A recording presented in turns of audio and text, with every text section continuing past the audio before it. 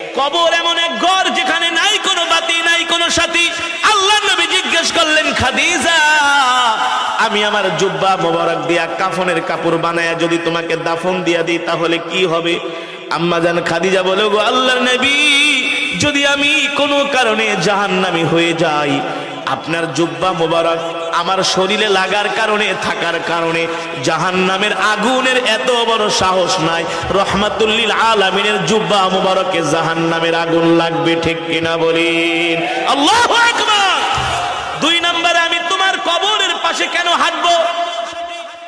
আম্মা জান ডাক দিয়া বলে, গো আল্লাহর নবী, কবরের মাটি যদি আমাকে এক পাশ থেকে আরেক পাশে চাপা দেয়, আপনার পা মোবারক যদি কবরের পাশে লাগে, মাটির পাশে লাগে, ওই মাটির এত বড় সাহস নাই আল্লাহর নবীর পা মোবারকের জায়গা ভেদ করে এক পাশের মাটি আরেক পাশে এসে খাদিজাকে চাপা দিবে, ঠিক কিনা বলি?